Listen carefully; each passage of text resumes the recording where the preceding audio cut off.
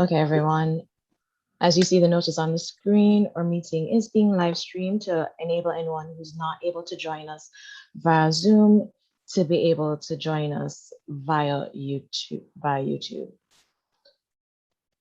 So that streaming is coming along, and we're just going to give our participants another 2 minutes, and then Tim, it is over to you.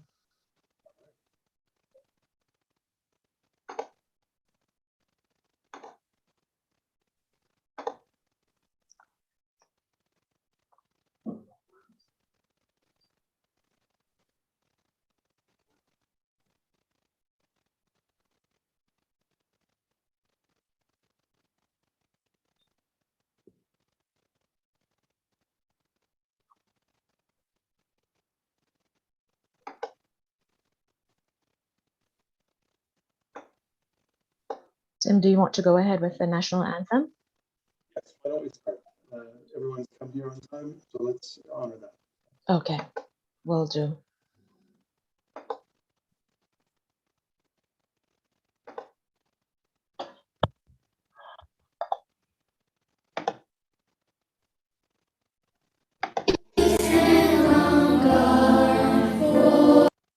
Okay, do I not have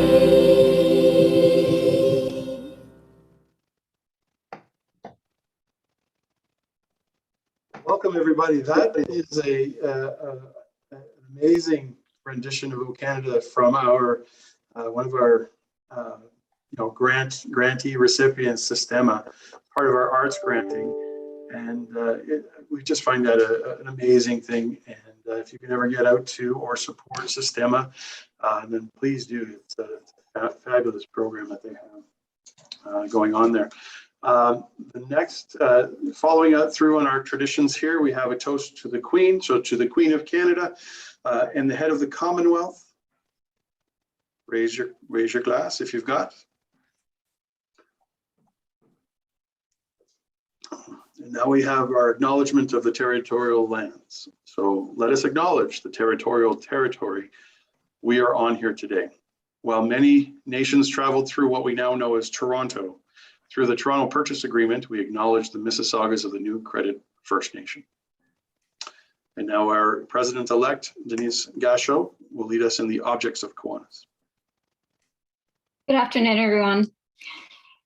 So the objects of Kiwanis, to give primacy to the human and spiritual rather than to the material values of life, to encourage the daily living of the golden rule in all human relationships, to promote the adoption and the application of higher social, business, and professional standards, to develop by precept and example a more intelligent, aggressive, and serviceable citizenship, to provide through Kiwanis clubs a practical means to form enduring friendships, to render altruistic service, and to build better communities, and to cooperate in creating and maintaining that sound public opinion and high idealism, which make possible the increase of righteousness, justice, patriotism, and goodwill. Thank you so much. My name is Tim Simpson. I'm the president of the Kiwanis Club of Toronto, and I want to welcome everyone who has taken time to join us today. We hope you've enjoyed your summer and had the opportunity to rest and get ready for the Kiwanis 2021-2022 new year. The pandemic has provided us, among things, has provided us with the opportunity to execute our meetings and share them virtually with Kiwanians and colleagues across the globe and locally.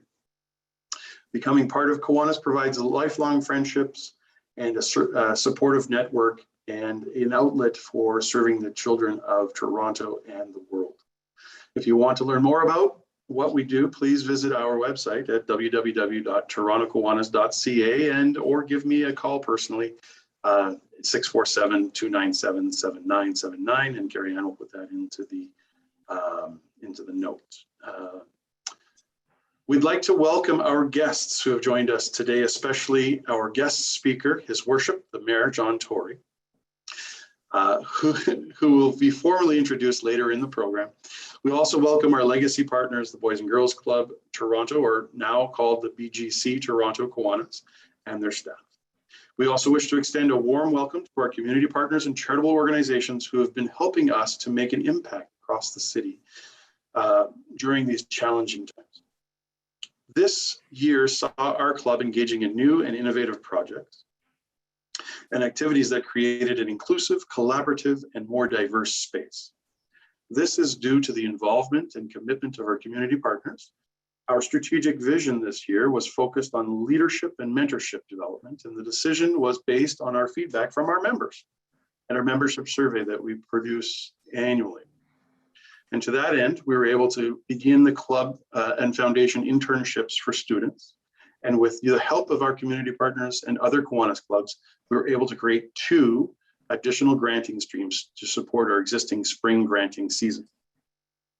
These programs align perfectly with the club's vision, and we were able to positively impact the lives of thousands of youth across the city, providing a lifeline during uncertain times and giving good kids better opportunities. And the motto of Kiwanis is "Kids Need Kiwanis." We would also like to heartily welcome our visiting Kiwanis clubs locally and internationally. We salute our fellow Kiwanians, members of the International Board of Trustees, Kiwanis International Trustee Designate Hope Marks and team who are represented here today. Distinguished Lieutenant Governors, Presidents, Secretaries, Treasurers, and members from across Canada, Toronto, Jamaica, the Bahamas, and indeed the United States.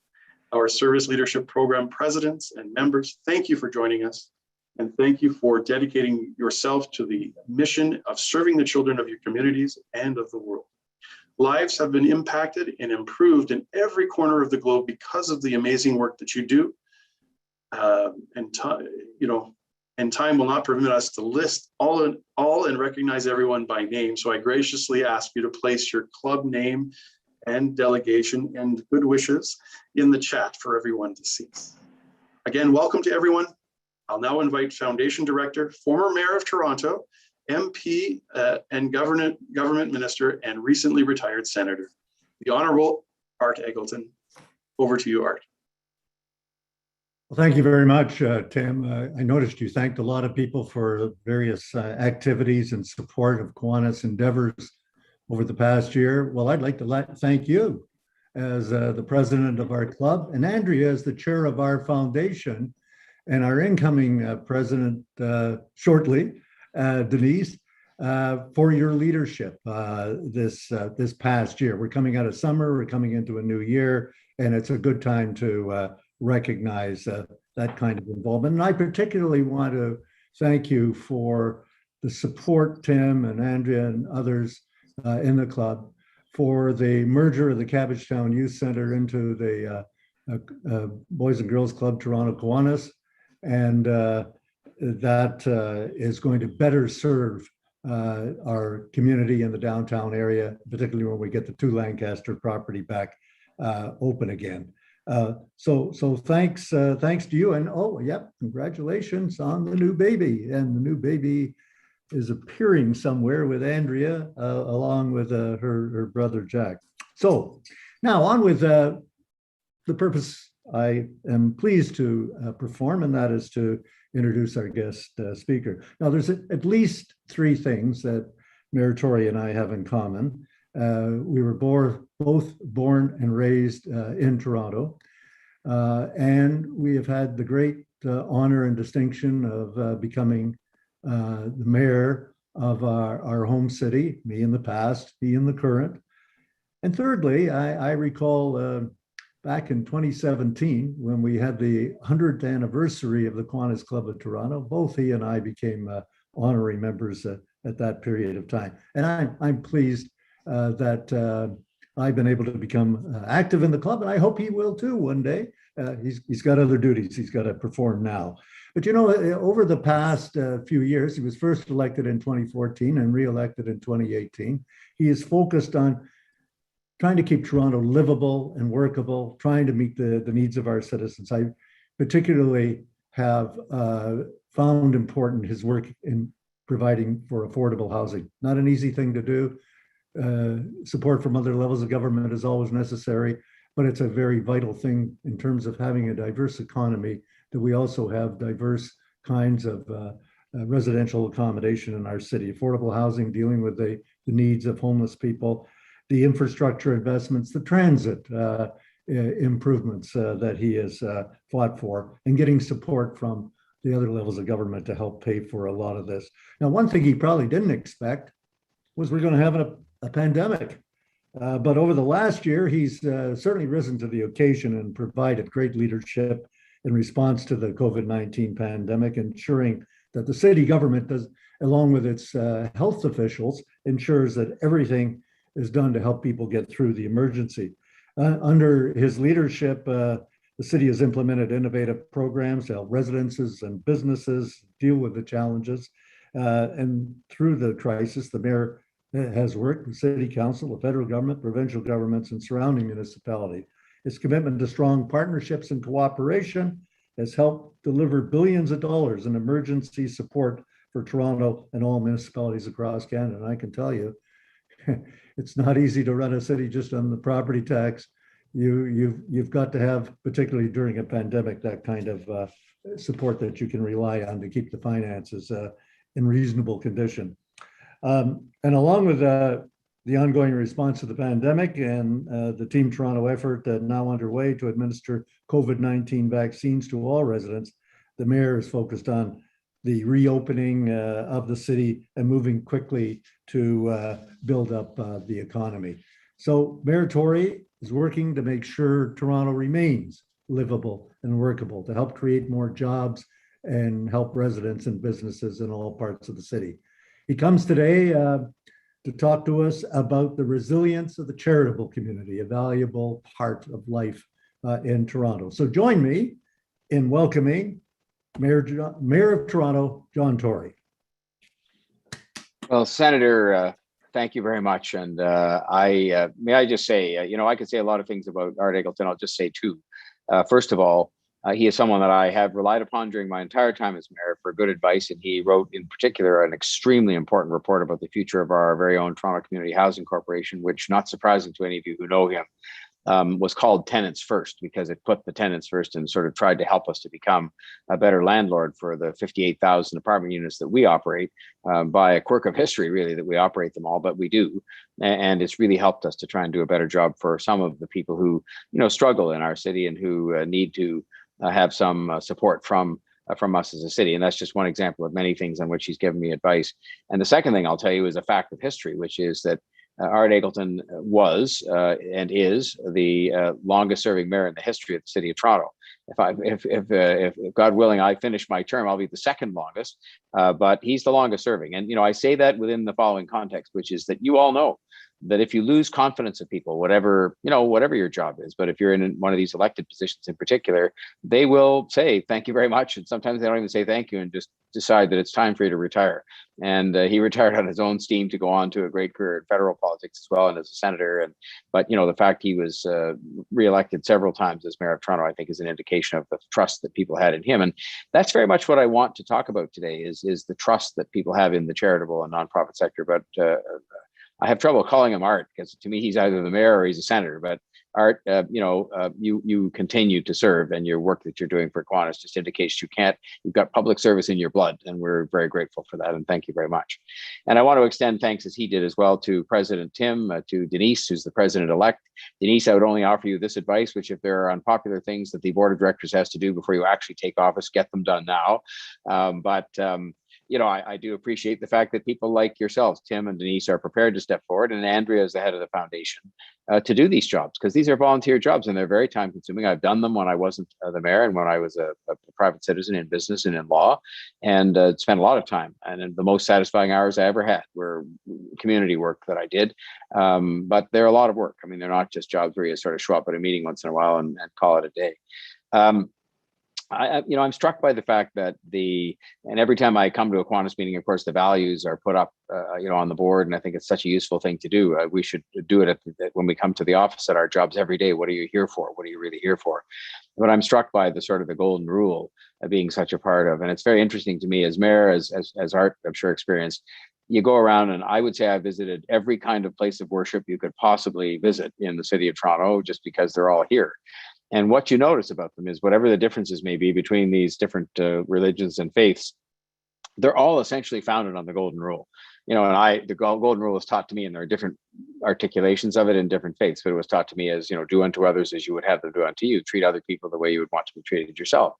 And, the work that Kiwanis does in that regard to live up to those values is extraordinary. And I want to just begin by just saying thank you for that, because in the end, it is really not so much about what government does for all of us. Government's plural. Those things are important. But it is how we treat each other, and how, when you're in your spare time, is it where you step up and help your fellow citizens. And it's been one of the great lessons of the pandemic.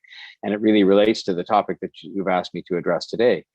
At the beginning of the pandemic, one thing we vowed to do as a city was to make sure that we look after the most vulnerable people in the city, because they are the ones that are least able to look after themselves in many different respects, whether you're speaking about housing or food security or a host of other issues. Just seniors who aren't able to get around and aren't able to, get out of their apartments. And in this case, we told them not only were they not able to get out of their apartments, they weren't allowed to be out of their apartments. They weren't even allowed, just in some cases, to have visitors, which really complicated their lives. It complicated their lives and those of their families. And so who stepped forward to look after those kinds of things and to really do the heavy lifting when it came to making sure we attended to the most vulnerable people in our city during a pandemic we thought might last a couple of months and has now lasted kind of close to a year and a half? The answer is the voluntary, nonprofit, and charitable sector. And the service that has been performed, including by Kiwanis during that period of time, has been nothing less than extraordinary. And I want to say thank you for it, but I want to sort of say that I think that the lesson of that has not been lost on decision makers in government like me or others. It has not been lost on the people that are involved on a day-to-day basis to figure out how we can do better for some of our citizens who are struggling, our fellow residents who are struggling. And so it leads me to conclude in speaking to you about this today, that the charitable and nonprofit sector, while it's been through a difficult period, both in terms of the demands placed on the sector by the pandemic, but also in terms of the sacrifice that ended up being made in terms of donations and so on, that were not as easy to come by because of the pandemic, that notwithstanding those two things that have left the sector, certainly perhaps drained a bit of energy and maybe drained of money, the brightest days lie ahead. Why? Because in the end, what we've learned, and you may say, well, you're all slow learners, but I've learned, again, a lesson that I knew, a lesson that Art Eggleton knew, a lesson that lots of people have known over time, certainly when you've been in government, which is that problems are best solved locally. Problems are best solved locally. The closer you can get to the people you're trying to help, the more effective you're going to be at solving their problem. And that's one of the reasons why, and this is no offense, Senator Eggleton was part of the federal government, many others have been, and they've done a great job. When he mentioned the support programs that have been put forward to help Toronto and other cities around the country to be able to stay on their feet during the pandemic, the job they've done has been magnificent, it's been sensitive, it's been timely, and it's been generous. And to those who complain about that in the context of saying, well, it costs us a lot of money, I can't imagine what the consequences would have been for individual people, including those you serve and including kids, if the government, in particular the government of Canada, but also the government of Ontario, but in particular the government of Canada, had not stepped forward with those programs. The devastation would be something we'd be sitting here talking about today in a much different kind of environment. But at the end of the day, when you're in Ottawa you're quite far away from some neighborhood in Scarborough or some neighborhood in Etobicoke, or for that matter in Edmonton or Vancouver. You just are. You're not far away necessarily because of geography, but you're just far away because you're not on the ground, down the street, getting to know the people. The MPs and MPPs and city councillors and mayors know those people because they're close by. But it's very hard for the government in those other places. And even when you sit here at City Hall, the size of the city makes it such that it's very difficult for you to understand all the nuances of what's going on in every neighborhood in an incredibly diverse city, diverse in every respect, not just demographically, but in terms of the other parts of demographics we don't talk about, which include the sort of struggles that people have in their lives that are different from the Northwest to the Northeast to the downtown. And so where that has left us is, thank goodness, in a position where what we could do is partner with the charitable sector to actually help us to deliver those services. So when it came to food security, when it came to looking in on seniors, when it came to providing for people to have supports from their city in the midst of an unprecedented pandemic, the first of its kind in generations, we relied on partnerships with the voluntary and charitable sector. So we didn't, as a city government, spend a lot of money on things we did. What we did is we funded and supported organizations that delivered those things locally. And I tell you where that has really come to the fore the most, and again, underlined the importance of charitable organizations, which really give me confidence in the resilience of those organizations going forward, was in the vaccination effort. In the vaccination effort, the first 75%, I don't want to call it easy. We had to make a huge effort, and it was a huge organizational and logistical undertaking to get 75% of 3 million people vaccinated. But it was the easier one. Like every fundraising campaign you've ever been on, every sales mission that those of you in business have been on, the first 3/4 of it is the part that is easier to do because the donors are obvious, and that kind of thing. But it's down to the last 25% that it gets much more difficult. And what we learned was that, aside from the people who just showed up to get vaccinated because they thought it was a matter of course to do so, and they thought it was just the right thing to do instinctively, the people who had some degree of hesitation, I'm not being critical of them. They were not people who by and large are anti-vax people. They're just people who had worries and, lack of information, hesitancy, some historic when it came to some of the communities like our Black communities. And they had good reason to be hesitant about some of the things the healthcare system had not served them well in past days. How did we get around that? We got around that by having people they trusted, who they knew, who were local, and many of whom were involved with local charitable organizations, approach them about getting vaccinated. And when I say that, I mean not to say it in past tense, because it's still happening today. We have shifted our focus now, as you've probably seen in the news, from a series of very successful clinics that we as a city operated, 9 of them that were called mass vaccination clinics, to now an incredibly local effort. And it isn't just local in the sense that we can take a TTC bus, which we're doing, that's been outfitted to be a vaccination clinic, to the front door of an apartment building where people haven't yet been vaccinated. It isn't about the bus showing up. That's helpful. It's about who do you send to the door of that apartment to say, Mr. Smith, we see you haven't been vaccinated, but we need you to do that for the collective good. We need you to do it for your own health. And what we've learned is that you send somebody who is a trusted person that they know, as opposed to some faceless, and I'm not being critical of anybody doing this, but a faceless person they don't know. Even if I showed up, and they probably tend to know my face as they knew Art's when he was the mayor. But nonetheless, even if they trust you as a politician, it's not the same kind of trust as somebody that you see at the local community center or the local community health organization, or that is somebody that you've gone to for help in terms of living your life. And so all of which comes back to the fact that I believe that going forward, we have learned a lesson that perhaps has been learned before, but we've relearned it. We all relearn lessons every day. But we've relearned the lesson that local is better. Sometimes voluntary is better, because people who see those show up from the government, however well-intentioned they may be initially, are sometimes skeptical about that for a variety of reasons.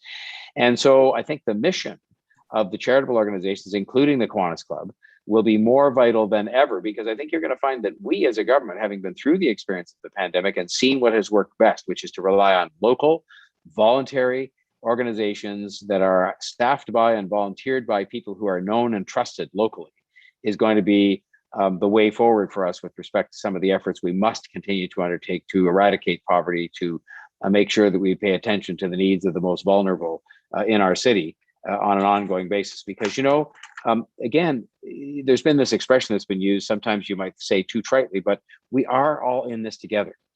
one of the reasons Toronto continues to be a magnet, and mark my words, and I know the senator will know I'm right about this, when the borders reopen again to immigration, the flood of people who want to choose Toronto to come and make their life here from other countries around the world, and very talented people at that, will start once again immediately, because the allure of Toronto is still there. And it's based on our values and the fact that organizations like Kiwanis and all the faith groups promote the golden rule. It's based on our respect for each other, our respect for different groups of people, no matter what the color of their skin, their sexual orientation, their status in life, their nationality. We respect and embrace people and make them make a life, or help them make a life for themselves that is the best it can be. But we also have come to understand that in a city that is populated 51% by people who are not born in this country, that any effort we're going to make to have the city grow and prosper and be able to pay for the social programs that we so cherish is not going to be successful unless everybody's included. And, you know, to be honest, right now, there are people in lots of neighborhoods, and you saw it with the very places where COVID hit the worst, is the same areas where there's higher high school dropout rates, there's higher unemployment, there's a lower standard of housing that has just evolved over time. And our ability to redress those things is, yes, going to be based on prosperity, because that's where the money comes from to pay for these things, but it's also going to be based on the engagement of people in those neighborhoods, the people themselves who are in need of the support, but also the people they trust who are local and who in many cases are voluntary, like the Kiwanis Club. Look at the work you've done over time. And I was at the Kiwanis Club of Casa Loma's 100th anniversary a couple of weeks ago, and just look at the projects they've done, the programs and initiatives that this Kiwanis Club has undertaken. Fantastic amounts of money, but it's not just about the money, it's about what has been done with that money to help locally. For kids especially, but for other people that are struggling in our city.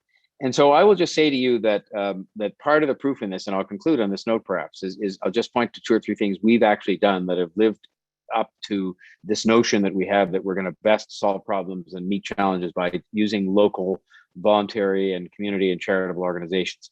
The community ambassadors we are sending door to door, literally door to door now, in apartments and condos and at workplaces, are people from the voluntary sector. And we're sending them for the reason I mentioned to you. They're known and trusted by the people on whose door they'll knock, or when they show up to say you should get vaccinated. And it has really helped us a lot. We set up food security programs in our libraries, which is a great use of libraries that were closed during large parts of the pandemic. But who actually ran those food programs? Voluntary charitable organizations that were set up to do that and understood that mission and had their heart in it and had the experience to do it well and had the familiarity with the clientele that they were trying to serve. And we have, for example, in the area of mental health, and we set up something that I don't think had ever been done before. We set up a phone number you could call 211 to get help with mental health challenges during the pandemic. It's still in existence. Who staffed it? It wasn't a bunch of people from the government. We had each one staffed for mental health problems that related to people of our Black communities, or LGBTQ2S plus communities, or seniors.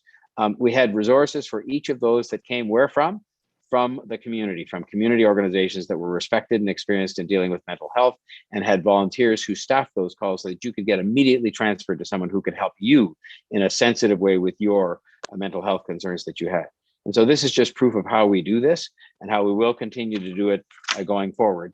And so I just want to say to you that if you are ever in any doubt, and you shouldn't be anyway, pre-pandemic, during the pandemic, or post-pandemic, about the role of the Kiwanis Club, or the role of charitable organizations in general, or the support that will be forthcoming from people.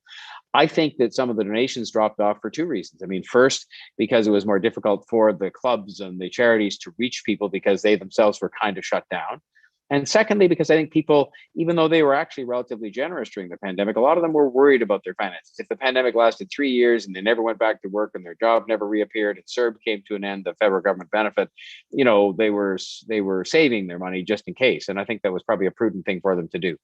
I think there's every reason to believe now that because people have seen what these organizations can do, they've seen the importance of helping each other, they've seen the effectiveness with which these organizations can operate in an emergency situation, that support will rebound as generously as ever, and more so for charitable and community organizations, and that Kiwanis will be as well supported or more than it was before. You will get more volunteers than ever before, because I think people having come face to face in a certain respect with their own mortality. You know, when have we had an event before in the city of Toronto, thank God, when 4,000 people lost their lives? It's never happened, and hopefully will never happen again. But I think people are face to face with that reality and know that the work they need to do to build a strong community in the ultimate sense, yes, it's about creating jobs and businesses, and yes, it's about things like that, but it's also about that golden rule. Do unto others as you would have them do unto you as fellow Torontonians. I think that people know that the key to building a better city going forward is going to be, yes, better government and better government programs and, more affordable housing, as Art mentioned, but that in the end, the real root of how we're going to be able to do better for people is what we've learned during the pandemic, is do it in partnership. And the partnerships are going to be, yes, between governments, and they're going to be, yes, between governments and business, but the most important ones, the most productive ones, the most effective ones at helping the most vulnerable people, who are the ones we have to help the most, are going to come from partnerships between government and business and others and charitable and community organizations. And so my confidence, as it is for the whole city, my confidence in the city of Toronto is immense. I think we're going to bounce back as strongly as ever. But for those people who needed our help before the pandemic and need our help after, I rely on the Kiwanis Club to continue to do your excellent work that you've done for 100+ years. And I know that you're going to be supported in doing it, both from volunteers and from donors. And I just know that because of what I've seen during the pandemic. So I hope that inspires you and gives you confidence in your mission going forward, and that it addresses my unbounded confidence in the resilience of the charitable sector, which I think has just had sort of a temporary lull in some of the donations, though not on the demands, because of things that affected us all. So I thank you again for your work. I thank you for inviting me here today. I commend the executive on all the work that they do on behalf of the members, and I look forward to continuing to provide whatever support I can as mayor to you in your work as we go forward together into what I view as a very, very bright future for this wonderful city. I call it the greatest city in the greatest country in the world, and I mean that because that's how I feel about a city I've lived my whole life in, and really I think is not perfect, but it's a model for the rest of the world and how we can embrace and respect and support each other, and Kiwanis is very much at the heart of that. Thank you again. Thank you very much. I now invite us to, if we've got any questions for Mayor Tory, you can put those in the chat, and I will try to get to those as quickly as possible. Mayor Tory, you mentioned that with many of our most vulnerable in the city, they've been reached by engagement from service organizations like Kiwanis. I know Rotary, Lions, these are other sort of business service organizations that are active in our community. Can you tell what the city is doing in terms of creating better coordination and transparency around how it's engaging? So you've mentioned that you've worked a lot with local charities in reaching the vulnerable, but what are the plans for sort of coordination and transparency around how the city is working with those organizations, and so that organizations who are not part of the city's efforts now can get involved? Well, it's a very good question. And I will tell you that one of the things that I'll be advocating we should do is to maintain in place a structure we put in place for the pandemic specifically. And you might correct me on the number, but I think I'm right in saying we set up 14 tables around the city. So we divided the city into 14 different, sort of areas. And each table had represented at it people from the city, but also people, it was really dominated by people from the kind of local voluntary sector, so that we could make sure that we, on the one hand, coordinated programs with the city at the table citywide, but at the same time, we could make sure that the way in which those programs were delivered was more local and took account of local needs. And, I don't think we'd set up those kinds of tables before. And quite frankly, we've now adopted the model since the pandemic began for community safety. So we now have a program that we're trying in 7 of the neighborhoods that have been most beset by violence in our city, unfortunately. And we've now put around that table all the local agencies, plus the police, plus the city, plus the other governments. And you know what? It's actually working. Surprise, surprise. You may say, well, how come it took us this long to figure that out? Well, sometimes all of us, without exception, but including politicians and public servants, are, a bit slow to pick up on changing from the old ways. And so I would just say to you, I think the number one way in which we're going to do that is to maintain those tables in place. I think the other thing we have a challenge in front of us to do is to sort of look at where there were even holes in those tables. Holes meaning just that there was, in putting them together quickly at the beginning of the pandemic, there may have been someone who should have been sitting there who just wasn't asked, or there's some need that's going to be a go forward need that we hadn't thought of as much during the pandemic. And so I would say if there are those of you who want to help in that regard and be part of that sort of network that we've set up, please let me know through my own office. But I think that's the way in which we're going to address what you said, which is to have a place where people can go and sit together, Kiwanis next to Red Cross, next to United Way, next to the local community health organization, next to the city of Toronto, all sitting together. When I ran Civic Action, I was one of the founders of that and was the chair. When I didn't run it, but I was the chair. And, we used to talk about having the unusual suspects at the table. There's people who always sit at these tables, and there's nothing wrong with that. But now we need to sort of add some people that you're not going to expect to see. And that's been the gist of a lot of the more effective ways we've had to deal with these kinds of things. And that's included with this structure we've had with these tables. I'm seeing, so another thing that we've noticed in dealing with our clientele is that, especially around summer programming, much of the feedback we've received is that there are some really long wait lists and there's a lot of oversubscription. And I know this is a problem that predates you, but is there a plan that the city has to sort of revamp these systems and help with program offerings, especially now with having to do sort of virtual and in-person together at the same time? Well, the virtual and in person, you kind of hope goes away because the pandemic recedes. And so that has been a challenge for us. And it's even affected the size of the in-person programs. Because to be frank, we've been able to, I think it was a miracle of good work by our public servants to continue summer camp and other kinds of recreation programs. But we had to cut back on the enrollment, not because of money, but because the health requirements made it necessary for us to have smaller cohorts of kids in these camps and so forth and so on, and all the different requirements. Look, to be honest about this, there's two aspects to wait lists. One, people said we didn't manage them very well historically over many years, and we now have a better system in place to do that. But that was not the core of the problem. The core of the problem was the law of supply and demand. I mean, when you have a wait list, it means there are more people that want the programs than there are spaces available. So we did add 20,000 spaces a couple of years ago. That made a difference. But if you ask, well, what difference did it make? To be honest, it cut the wait list down by 10%. That means we still have a challenge left in front of us. And we've maintained the principle in place that we offer these programs in many, many places for free. In other words, totally paid for by the city government, so that we would not have that as a barrier to anybody participating who didn't have the means.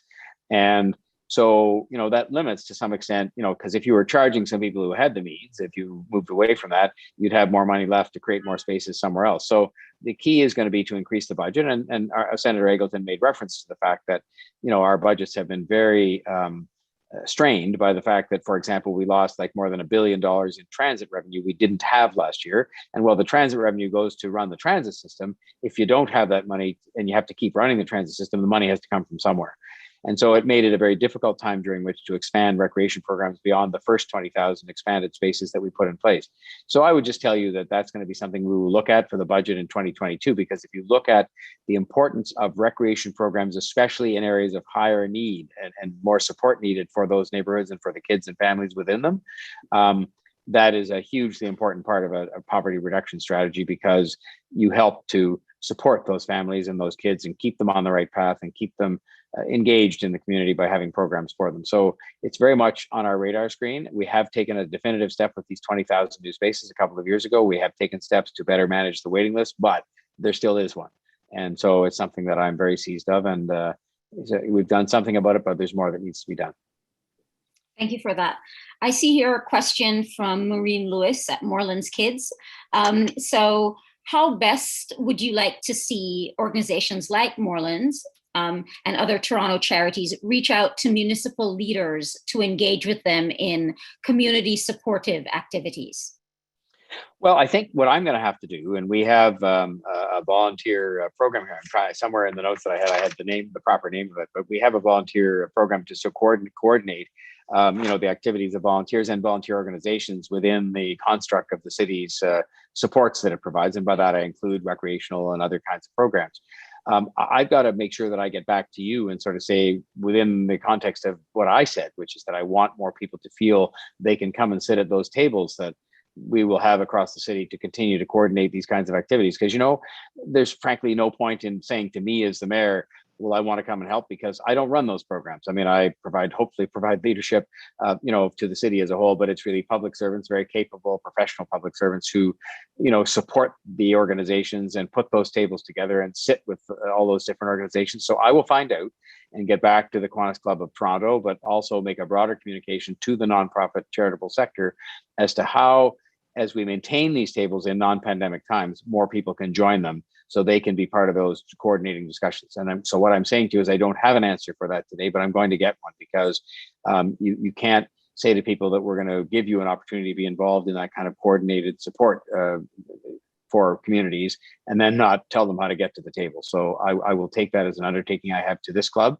but also then when we have that information as to exactly who people should email, and make sure we can handle those requests when they come in, that's shared with other organizations like Kiwanis across the city.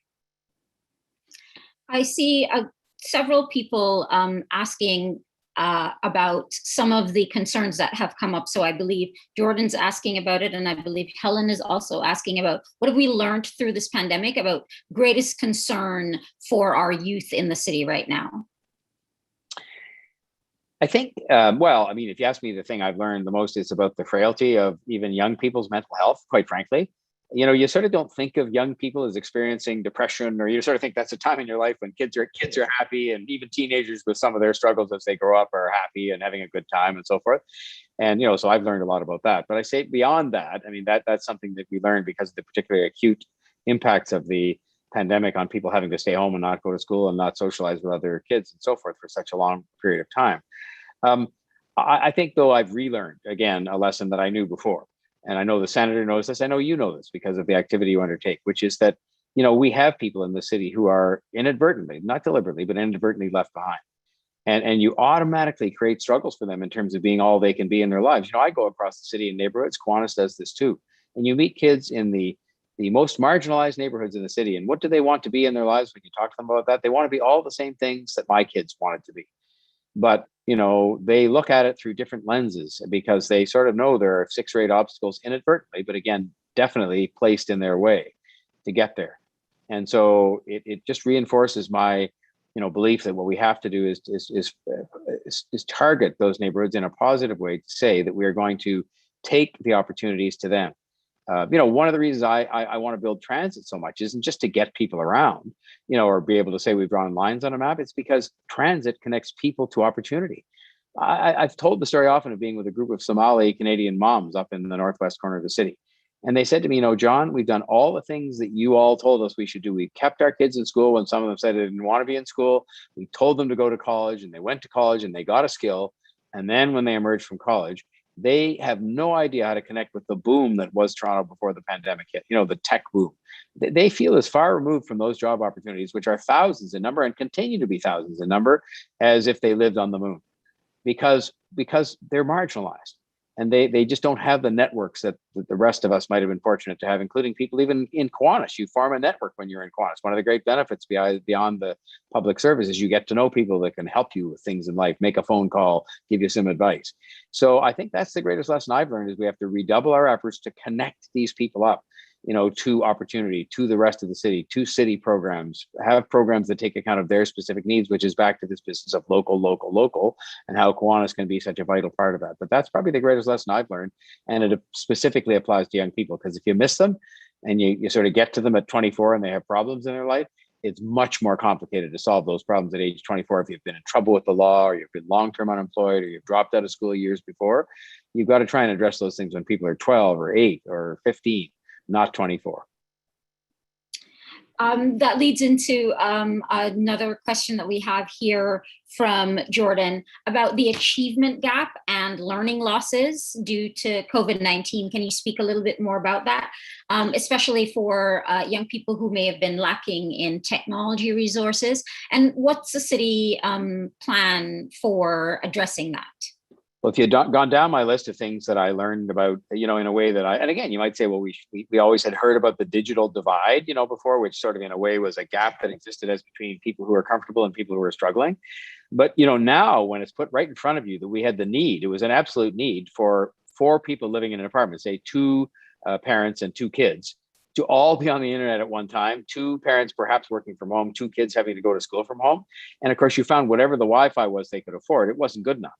And so there was a gap created there, and not just a digital gap, there was a learning gap. And I saw a very interesting study that the school board, Toronto District School Board, has done of their students and families. And you will not be surprised to know that the biggest deficit in terms of learning, including also the biggest deficit on social aspects that I made reference to earlier on, the sort of mental toll that was taken by not being able to go to school, was suffered by people who lived in more marginalized neighborhoods. And so I can't answer the question as what's going to be done, but I will say I'm heartened by the fact the school board knows that that deficit exists in particular among some of our communities. And by the way, when you look at where those things have happened, they've happened in the most marginalized neighborhoods, which, by the way, as we all know, consist of people who are principally of diverse backgrounds. They are more likely to be people who are Black or brown skinned. They are more likely to be newcomers in relative terms to the city. And so it's the same as a lot of these things. That is the group that we're going to have to help to make up the learning deficit. And I would only say that I'm happy at the fact that the school board presented that information to me just about 5 days ago. And if they know that, then they know there's a problem to be resolved there. And I guess their first priority was to get the kids back into school this September, which they're doing as we speak. But I think they know they have a problem with certain of these groups in some of these neighborhoods to help them get back on their feet. And we as a city, just finish on this note, we have embarked upon an initiative we've called Connect TO. And people may or may not know that the city had itself, probably going back to Senator Eggleton's day, wisely spread fiber that it laid down through the city. And they did it for helping the police department, the ambulance department, the EMS people, the fire department to communicate. So they had fiber all over the city, which is the key building block for a network that can deliver Wi-Fi and internet service. So we're going to use that fiber because we use maybe like 1/1000th, if not 1/1,000,000th of the capacity of that fiber we laid down years ago for those purposes I mentioned, fire, police, and ambulance. There's a whole lot of unused capacity on that fiber. And one of the big costs when Rogers or Bell or people put down provide internet service is that fiber that has to be laid down through the city. So we're going to use ours, which we paid for a long time ago, and deliver all that data and the availability of internet service, and then deliver it to, say, a mile from the more lower income apartment buildings in the city, and then find people who can deliver a more affordable, reliable internet service to those kinds of apartments and houses that have been operating at substandard internet. And I think that's an answer to your question as to one of the things that we can do to help close that digital divide and to help people get on their feet after suffering academically because of the pandemic. That's really exciting news. I think you've highlighted for us, especially because there are business leaders at the table today, and we've got lots of charities. So I think you've highlighted the need for us in terms of what you've discovered and some of these issues around technology deficits. So if there are charities present who are looking for a great way to engage with those who are most in need in our community, I think you've highlighted that for us because, as you rightly said, this isn't something that the city can fix on its own. It's something that we're all in it together with business, with nonprofits, and with the city and municipal and federal leaders. We're all in this together to recover from this and to grow. I think, do we have time for one more question, Carrie-Ann? That's up to the mayor. Mayor Tory, do we have Yeah, I'm time fine. for one I'll more take question? one more for sure. Thank you. Yeah, no problem. Okay. I think Art, you had a question that you wanted to address to the mayor. Well, it's a general question, Mr. Mayor, and it is something that is a concern to people that are involved in charitable organizations such as Kiwanis, because it deals with some of the most vulnerable people in our city, and this is the question of homelessness. A lot of the homeless people are the vulnerable, marginal people that you described. And during the pandemic, the situation became much worse because of the need to distance people from one another rather than the crowding that was happening in shelters. And I know you did a lot of work in this period of time, getting hotels co-opted into the program. But still, there was some nasty things that happened in some of our parks. People were being removed forcibly and saying that there wasn't a place for them to go. How do you see this moving forward so that we can resolve as best as possible to resolve the problem of homelessness? Well, I think you might even say the same thing, but one of the most perplexing challenges that I faced as mayor in the 6 years has been the challenge of homelessness, because, it isn't just about people being without a home. I mean, that is something that is obviously very real for them, but they, in many cases, have many other complex challenges in their lives, including mental health issues and, substance use issues and lack of employment and, a variety of things that make their lives immensely complicated and lead to them being homeless. Now, I should address history very briefly just by saying this. We did, and when I say we, I mean the people were, in the end, after long periods of attempts to get them not to reside in public parks, which is unhealthy, unsafe, and illegal. We did, in the broadest sense, they were removed from those parks.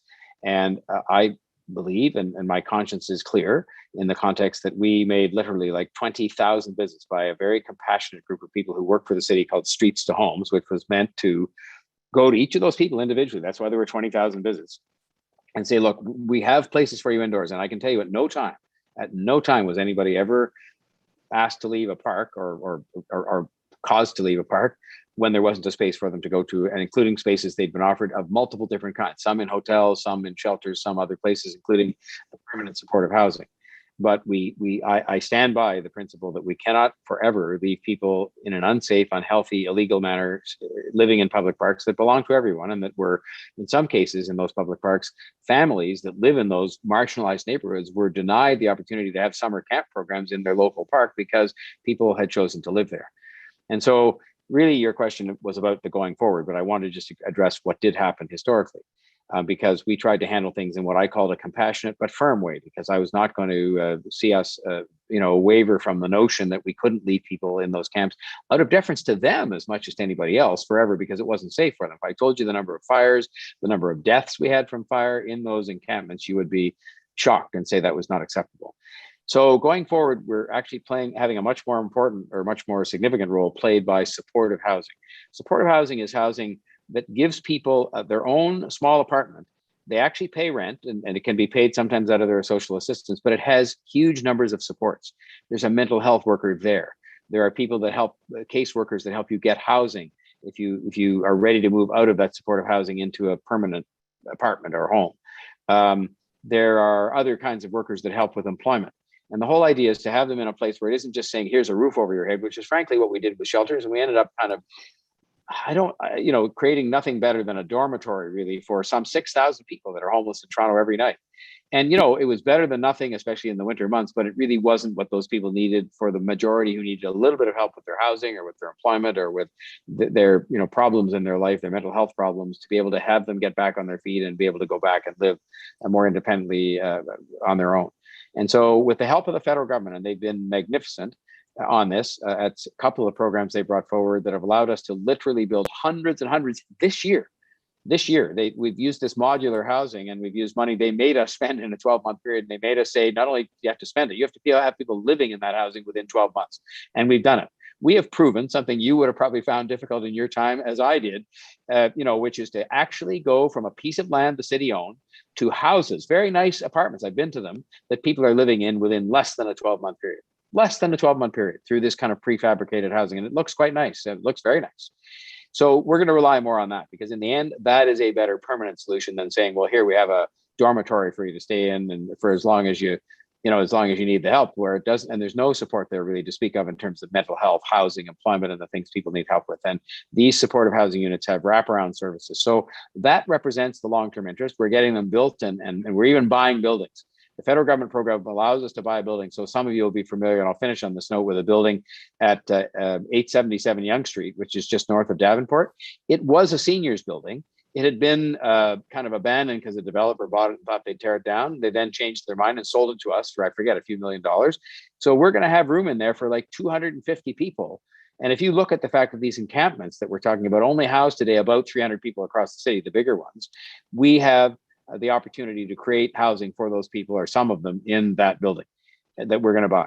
And so this is all thanks to these federal government programs, which really have been something that has been very positively received by the city. And I say that in a nonpartisan way, because I'm not involved in the election, but I give credit where it's due. And they've had some very good programs. So that's the answer going forward.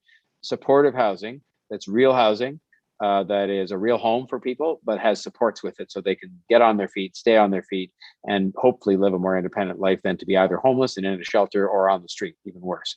So that was a great question, and it is a very perplexing problem, but one I think we've learned a lot about, and we're trying to be compassionate but firm at the same time, because you have to. It was a great answer. Thank you. Thank you.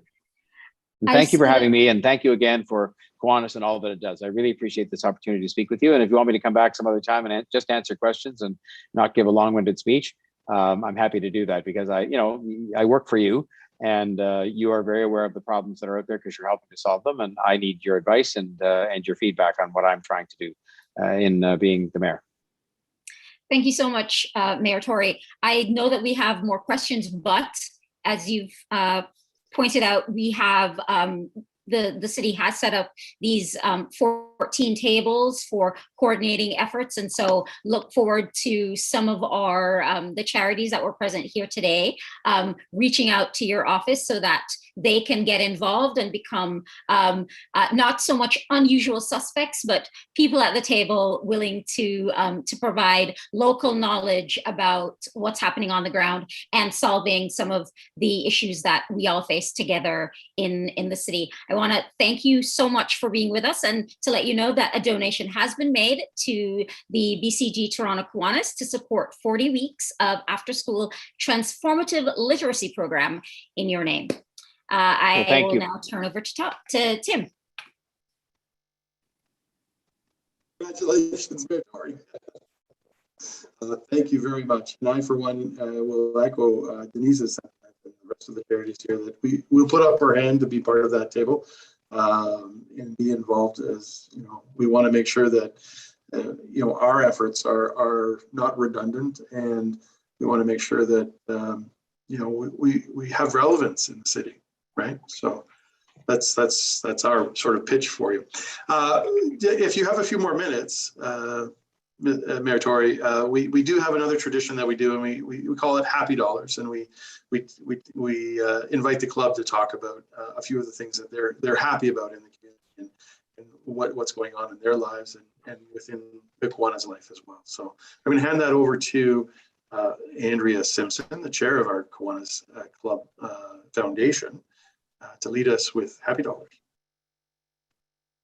Great, thank you, Tim. I am usually the one who runs Happy Dollars, and as Tim said, basically how we're going to operate it today is if you have a happy story that you'd like to share, I would invite you now to type it into the chat. In addition to the donation you would like to make in honor of your happy story, your happy dollar or $5 or $10, whatever you'd like to pledge today. And of course, those contributions go towards the work of Kiwanis in our community. And I will certainly be happy to kick off the Happy Dollar stories today as I hold our almost 4-week daughter. This is little Evelyn. Yes, thank you. Thank you. Evelyn can see lots of friends and family on the call today. So she is certainly our newest little Kiwanian. But in addition to that, Tim highlighted some of the work that we've done over the past year, and Denise mentioned through the Q&A as well. Another project that I'd just like for everyone to be updated on, and I would like to pledge 25 Happy Dollars today in support of the Lucy McCormick Secondary School project that we've been working on now for 2 years. For those of you unfamiliar, Lucy McCormick School is a TDSB school. They're specialized in TDSB in that they serve children ages 12 to 21 with developmental abilities, differing abilities. And they're a school over in the High Park Junction area, and we have supported them by rebuilding their beautiful playground, which is under construction right now. So hopefully we can get a few Kiwanians out there towards the end, adhering to COVID protocols and all of that good stuff, but to help put a bit of that playground together. So big round of applause for all the foundation directors. I know you guys worked so hard on that. And happy to let you know that that's coming to fruition, and the kids, when they're back to school, tomorrow. And in the weeks to come, we'll certainly enjoy that new playground supported by the Kiwanis Club of Toronto. I'm reading here in the chat. This is from Chris Dunlop. Hi, Chris. Chris is the past foundation president. Foundation chair. So Chris is pledging $25 as his happy dollars to reflect on the past year. He's grateful we were able to provide $250,000. That's right, $250,000 in grant support to serve varying agencies throughout Toronto. Particularly pleased about our new arts program. And Chris led the charge for that. Thank you, Chris. Targeted to supporting racialized, marginalized youth and communities most impacted by COVID in Toronto. And we certainly at the foundation look forward to continuing to extend that support over the next year. Oh, wow, Hope Marks pledged $30 for Evelyn. That's really nice, thank you. Congrats to the Simpson family, thank you very much. You know, nobody can challenge me about bringing in new members this year. I certainly brought in our tiniest member this year. So she will be out and about doing community service just as our 7-year-old does as well. Lori Lyle, past president, would like to donate $10 for each of my children going back to school tomorrow. That's lovely, Lori. And another 10 to congratulations for Tim and his team establishing the mentorship program at KCT. Thank you, Lori. President-elect Denise Gasho, oh, all these happy parents day before school, pledging $30 as her happy dollars for back to school. That is fantastic. And maybe we'll end with our esteemed colleague, we get to call him Art Eggleton. Carrie, if you're able to unmute Art, he has a happy dollar that I think I'm unmuted. Perfect, go ahead, Art. You know, I'd like to contribute $20. I'm happy that we've had construction underway at 2 Lancaster Avenue, which is our new clubhouse facility coming under the Kiwanis umbrella as a result of the merger with the Cabbagetown Youth Center. I think we're only a month or two, well, a couple of months away from completing the construction work, and hopefully not too long after that, we open the doors again to serve the kids in Cabbagetown, the St. Jamestown area, and have 2 terrific club locations, 2 Lancaster joining in with 101 Spruce Street as we serve the needs of youth and children. So I'm happy about that. We're getting there. We're almost complete. And so I contribute $20 to Happy Dollars. Fantastic. Thank you, Art. And for those contributions, you can send the e-transfer to info@torontokiwanis.ca, and that gets right to Carrie Ann into our club. I know we have a few more in the chat here, but unfortunately we have to go. So thank you to those who have also posted in here. We see donations for our literacy programs, more happy parents with kids going back to school tomorrow. So thank you to everyone, and we look forward to seeing everyone in person soon when COVID allows. So until then, take care, and thank you very much, Mayor Tory. This has been inspirational, and you will certainly hear from possibly everyone in the executive about getting on that roundtable. Okay, thank you for what you do. So before we adjourn, I'll quickly talk about future events. We have September 18th coming up is the Kiwanis Club of Toronto Strategic Retreat, where we determine what is going to happen next year with input from all in attendance. We have a keynote speaker, an author, and television personality, Andres Pone, coming back to give us a second-year update on our marketing activities. September 22nd is our next club luncheon. Mayor Tory, if you could designate someone from the city to come and join, that would be great too. And then October 7th is the Kiwanis Cocktail Royale. And again, that's dependent on a lot of factors. It's an in-person sort of fellowship thing, and perhaps maybe some of the restrictions can be lifted for that day specifically. No, we're still waiting with bated breath as to whether that can take place. And then, of course, Kiwanis One Day is coming up on the October 23rd. And that is something that we're working with the city on to have a fantastic Kiwanis One Day, a day of volunteering where hopefully the CN Tower is lit up in the Kiwanis lights, and we have a citywide volunteering event. So thank you. You're all very, oh, and one last thing that I'm seeing here is the Kiwanis Foundation of Jamaica Service in Observance of Kiwanis for Disability Day, and that's via Zoom on September 12th. Thank you all, and for the good of Kiwanis and the good of the community, I thank you for coming and attending and taking time out of your day. Thank you, Mayor Tory. Goodbye for now.